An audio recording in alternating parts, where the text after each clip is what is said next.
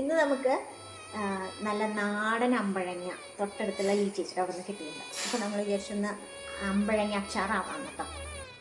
അമ്പഴങ്ങ അച്ചാർ നമ്മൾ രണ്ട് വിധത്തിൽ ഉണ്ടാക്കാറുണ്ട്. ഒന്ന് കടുമാങ്ങ ഉണ്ടാക്കണ പോലെയും പിന്നെ ഇന്ന് ഉണ്ടാക്കണ പോലെ. അതിൽ ഇന്ന് ഉണ്ടാക്കണതാണ് എനിക്ക് കൂടുതൽ ടേസ്റ്റ് വന്നാറ് കേട്ടോ.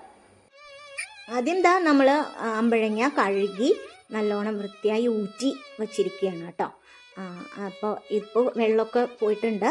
എന്നിട്ട് നമ്മൾ ഒന്നില്ലെങ്കിൽ അങ്ങനെ തന്നെ ഇടാം, അതല്ലാച്ചാൽ നമ്മളിതാ ഇതേപോലെ ഒരു നാലായിട്ട് മുറിച്ചിടുകയാണ് കേട്ടോ. ഇങ്ങനെ നാലായിട്ട് മുറിച്ചിടുകയാണെന്നുണ്ടെങ്കിൽ അതിൻ്റെ ഉള്ളിലേക്ക് അത്യാവശ്യം നന്നായിട്ട് പെട്ടെന്ന് പിടിക്കും.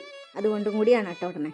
പിന്നെ പച്ചമുളക്, എനിക്ക് അച്ചാറിൽ പച്ചമുളക് കടിക്കാൻ വലിയ ഇഷ്ടമാണ്. അതുകൊണ്ട് കുറച്ച് പച്ചമുളക് എടുത്തിട്ടുണ്ട്, ഒരു 3-4 എടുത്തിട്ടുണ്ട്. പിന്നെ കുറച്ച് വെളുത്തുള്ളി, ഒരു 2-3 ചുള ഞാൻ എടുത്തിട്ടുണ്ട്. പിന്നെ ഒരു വലിയൊരു കഷ്ണം ഇഞ്ചി ചെറുതായിട്ട് നീളത്തിലരിഞ്ഞത് കേട്ടോ. ഇനി കുറച്ച് ഉലുവാപ്പൊടിയാണ് വേണ്ടത്. ഞാനൊരു സ്പൂണാണ് ഉലുവാപ്പൊടിയാണ് എടുത്തേക്കുന്നത്. കശ്മീരി ചില്ലി പൗഡറാണ് ഞാനിവിടെ എടുത്തേക്കുന്നത്. മുളക് പൊടിയാണ് എടുത്തേക്കുന്നത്. അതൊരു 3-4 സ്പൂൺ എടുത്തിട്ടുണ്ട്. അതൊക്കെ അവരവരുടെ എരിവിന് ആവശ്യത്തിനായിട്ടുള്ളതാണ് കേട്ടോ ഉദ്ദേശിക്കുന്നത്. ഇനി കടുക് പൊട്ടിക്കുമ്പോൾ ഇടാനായിട്ടുള്ള കുറച്ച് വറ്റൽമുളക്, കറിവേപ്പില, ഒരു പിഞ്ച് കായം കൂടി ഉണ്ട് കേട്ടോ. ഇനി പാൻ നന്നായി ചൂടായതിനു ശേഷം അതിലേക്ക് നമ്മൾ നല്ലെണ്ണ ഒഴിക്കുകയാണ്.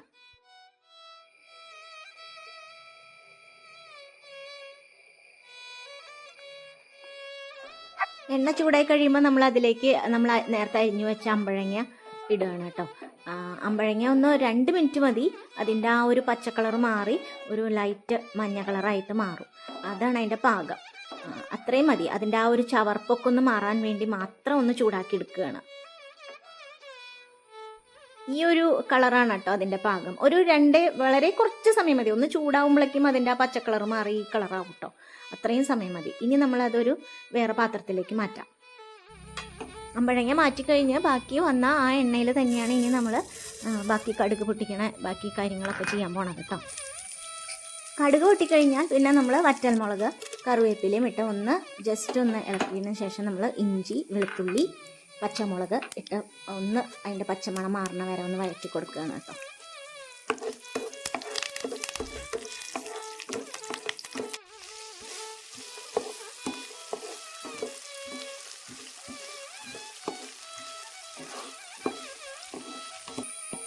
അതിൻ്റെ പച്ചമണമൊക്കെ ഒന്ന് മാറി ഒരു ജസ്റ്റ് ഒന്ന് കളറൊക്കെ ഇത്തിരി ചേഞ്ച് ആയിട്ടുണ്ട്.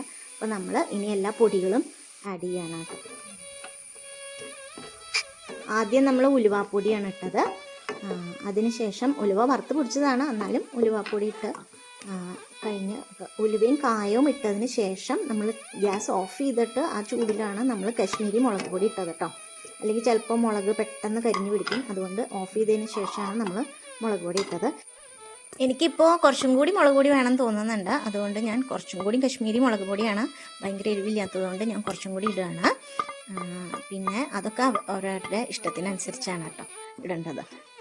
അപ്പം ഞാൻ കുറച്ചും കൂടി ഇടണ്ട കേട്ടോ. ഇനി ഇതിലേക്ക് നമ്മൾ നേരത്തെ ചൂടാക്കി വെച്ച നമ്മുടെ അമ്പഴങ്ങ ഇടുകയാണ് കേട്ടോ. എന്നിട്ട് നന്നായിട്ട് ഇളക്കി എല്ലാ വസ്തും മുളകൊക്കെ പിടിപ്പിക്കുകയാണ് കേട്ടോ. ശരിക്കും എന്നിട്ട് ഉപ്പ് പാകത്തിന് ഇടണം. ഞാൻ തലേദിവസം അരിഞ്ഞു വെച്ചപ്പോൾ കുറച്ച് ഉപ്പിട്ട് വെച്ചിട്ടുണ്ടായിരുന്നു ഓൾറെഡി. തലേദിവസം അരിഞ്ഞ് വെക്കണവർക്ക് അങ്ങനെ ചെയ്യാം. അതല്ലാച്ചാൽ അത് ഇങ്ങനെ കറുത്ത കളറൊക്കെ വരും. എന്നിട്ടും ഞാനിങ്ങനെ നോക്കിയപ്പോൾ കുറച്ച് ഉപ്പ് പാകക്കുറവുണ്ട്. അതുകൊണ്ട് ഞാൻ കുറച്ചും കൂടി ഉപ്പിടുകയാണ് കേട്ടോ.